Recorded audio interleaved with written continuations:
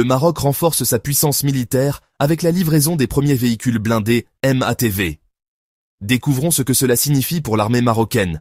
Le MATV, ou MRAP All Terrain Vehicle, est un véhicule blindé tout-terrain conçu pour offrir une protection maximale contre les mines et les embuscades. Ce véhicule est utilisé par de nombreuses armées dans le monde pour sa robustesse et sa capacité à opérer dans des environnements difficiles. Le Maroc vient de recevoir ses premiers MATV, marquant une étape importante dans la modernisation de ses forces armées. Avec ces nouveaux véhicules, l'armée marocaine améliore sa mobilité, sa sécurité et sa capacité à répondre aux menaces régionales. Cette acquisition confirme la volonté du Maroc de moderniser son armée et de renforcer sa position stratégique en Afrique du Nord. Avec ces acquisitions, le Maroc s'aligne sur les standards internationaux en matière de défense, renforçant ainsi sa sécurité et son influence régionale.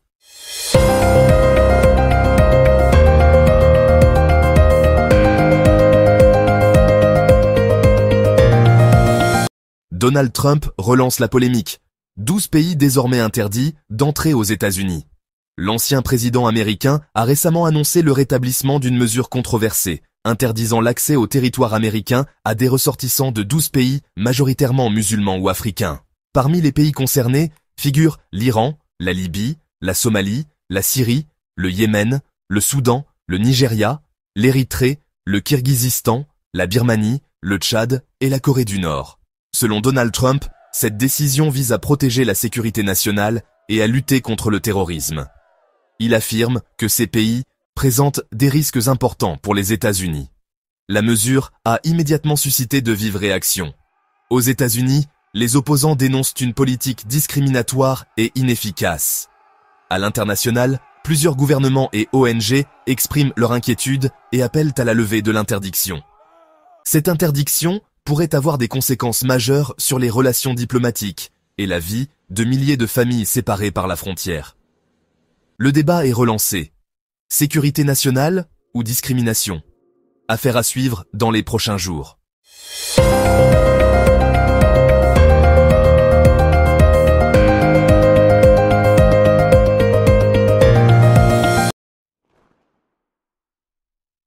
Nouakchott, en juin 2025.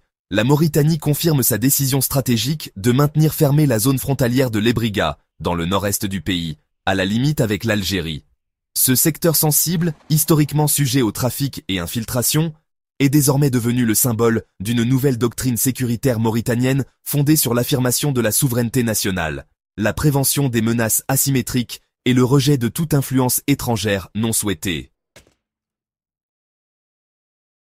Cette fermeture, entrée en vigueur depuis mai 2025, est une réponse directe à la pression croissante exercée par le Front Polisario, soutenu par l'Algérie, qui revendique l'accès à cette zone pour ses déplacements logistiques et ses manœuvres militaires. Mais la Mauritanie, résolue à ne pas devenir un terrain d'affrontement par procuration, a dit non. Située à l'intersection des territoires mauritaniens, algériens et du Sahara marocain, l'Ebriga est une région désertique, isolée mais hautement stratégique. À quelques kilomètres seulement des camps de Tindouf, cette zone a souvent été utilisée pour des passages informels, voire clandestins, entre le Polisario et ses alliés ou soutiens. Depuis plusieurs mois, la Mauritanie observe une montée des tensions dans cette zone aggravée par les déploiements croissants de milices du Polisario et des signaux clairs d'activité non coordonnée en territoire mauritanien. Le 3 juin 2025, un tournant majeur s'est produit. Un convoi d'au moins 30 véhicules appartenant au Polisario a tenté de franchir illégalement la zone de l'Ebriga pour contourner les forces armées mauritaniennes. Ce convoi a été repéré et suivi grâce à l'usage de drones de surveillance de type BZK-005, récemment acquis par Nouakchott, dans le cadre d'une politique de modernisation des moyens de défense. Les drones ont permis d'éviter, une confrontation directe. Le convoi a été stoppé et contraint de rebrousser chemin vers les camps de Tindouf, sans combat, mais avec un message clair. Le territoire mauritanien n'est plus une zone grise. Face à la fermeture, le Polisario a sollicité, avec le soutien diplomatique d'Alger, la réouverture temporaire de la zone pour ses besoins humanitaires et logistiques. Une délégation a même été reçue à Nouakchott pour négocier cet accès. Mais la réponse du gouvernement mauritanien a été catégorique. Aucun compromis ne sera fait sur la sécurité nationale.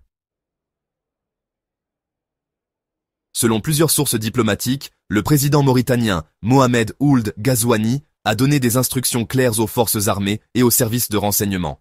Empêcher toute présence armée étrangère non autorisée sur le sol mauritanien, quelles qu'en soient les conséquences diplomatiques.